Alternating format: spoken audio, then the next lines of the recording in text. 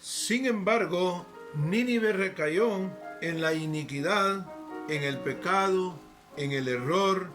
Regresaron a la idolatría, la crueldad, la violencia, hechizos y arrogancia, como lo declara el profeta Nahum, capítulo 3, del verso 1 al 4. La Biblia de la traducción del lenguaje actual dice así: Así dice nuestro Dios, provecita de ti, capital de Asiria, estás llena de asesinos, de mentirosos y ladrones que no se cansan de robar. Ya se escuchan los látigos y el estruendo de las ruedas. Ya se oye el galopar de los caballos y el ruido de los carros de guerra. Ya ataca la caballería y deslumbran las espadas y las lanzas. No es posible contar los heridos ni saber cuántos son los muertos. Los cadáveres se amontonan. La gente tropieza con ellos. Asiria, esto te ha pasado por engañar a los pueblos. Las naciones se enamoraron de tus dioses y brujerías y entraron en tratos contigo. Hermanos, ¿acaso no sucede lo mismo hoy en las naciones de nuestro mundo? Nahum de Elcos.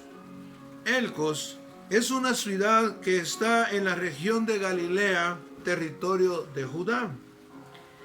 Este nombre se le dio a Capernaum después de la muerte de Nahum, de donde era originario el profeta de Dios. De ahí el significado de Capernaum, el pueblo de Nahum. Nahum es una forma abreviada del nombre Nehemías, el cual significa consuelo de Yahvé. Así que Nahum significa consolación, ayuda, misericordia, consuelo de Yahvé.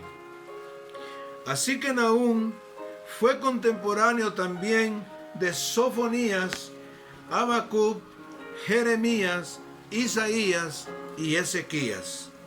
Nahum profetizó durante la segunda mitad del siglo 7 a.C.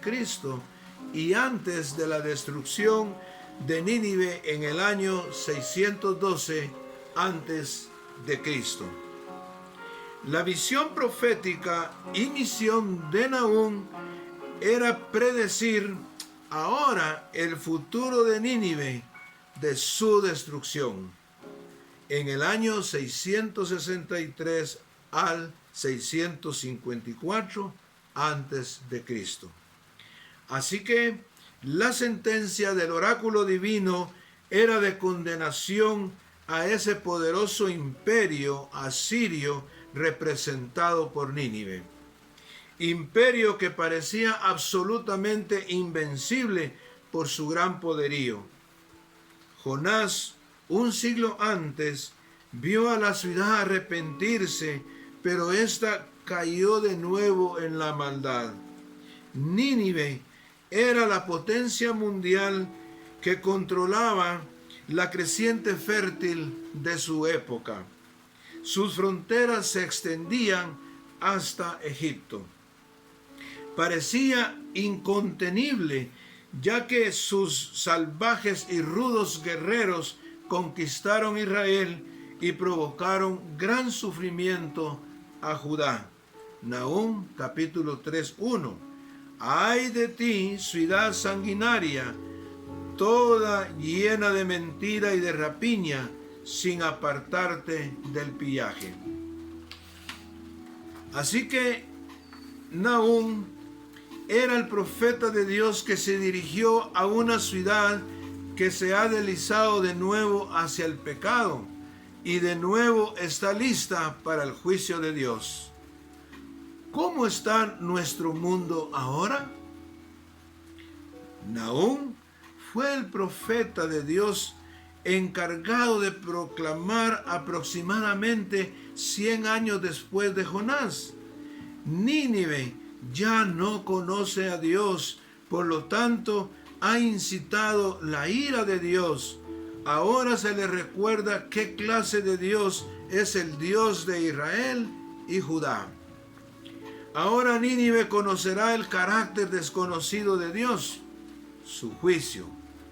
Será corregida por el Señor por sus pecados e insumisión a su voluntad. Dios tomará venganza por haber pecado contra él.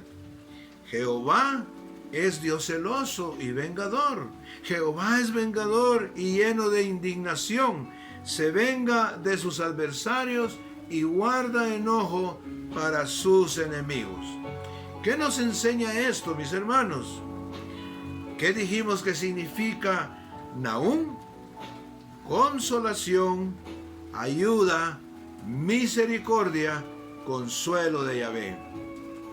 La enseñanza es que Jehová Dios, antes de enviar un juicio, siempre tiene consolación, siempre ayuda, es misericordioso. Para quienes nos arrepentimos de nuestros malos caminos, sinceramente, pero hace juicio a los pecadores no arrepentidos. A Nínive se le profetizó cerca de 100 años después de Jonás, y la ciudad fue destruida después de 100 años del profeta Nahum. También el profeta de Dios, Sofonías, contemporáneo de Nahum, le profetizó a Nínive el juicio del Señor. Cuán grande es nuestro Dios, hermanos, en su misericordia. Él siempre ayuda, Él siempre anima y Él siempre avisa antes de dar un juicio. El texto nos sigue diciendo en el verso 2 de este capítulo 1 del libro de Nahum: Jehová es Dios celoso y vengador. Jehová es vengador y lleno de indignación. Se venga de sus adversarios y guarda enojo para sus enemigos. Cuando nos dice que Jehová es Dios celoso y vengador, nos está hablando de un celo divino. Cuando nos dice que Jehová es vengador y lleno de indignación, nos habla de la venganza divina. Y se venga de sus adversarios, Él va a castigar a todos sus enemigos. Y guarda enojo para sus enemigos. Ahí nos indica nuevamente, hermanos, la longanimidad misericordiosa y limitada de Dios.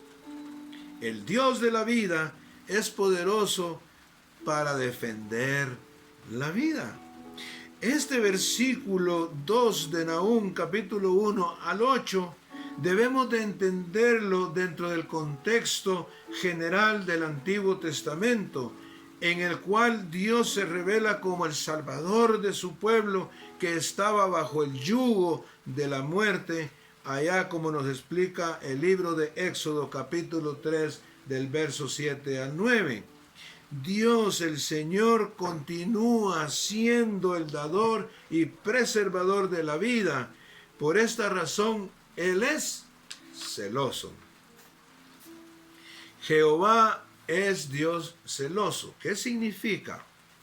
Su celo es justo, como la de un marido por la esposa a la que ama, que no envidia la felicidad de otros y que demanda consagración total. ¿Qué significa que Dios es celoso? Que Él no tolera rival por el afecto que le tiene a su pueblo Israel y a su iglesia. Fuesen otros supuestos dioses o naciones extranjeras con sus reyes o gente que les persiga. El celo de Dios hace hincapié en su reacción apasionada en contra de cualquiera que sea culpable de adulterio espiritual. Alguien se preguntará, ¿cómo se puede decir que Dios es celoso. El celo de Dios es amor en acción. Él se rehúsa a compartir el corazón humano donde Él habita en espíritu con cualquier rival. No porque Él sea egoísta y nos quiera a nosotros todo para Él mismo, sino porque Él sabe que sobre la lealtad hacia Él depende nuestra misma vida moral. Así que Dios no está celoso de nosotros, Él está celoso por nosotros.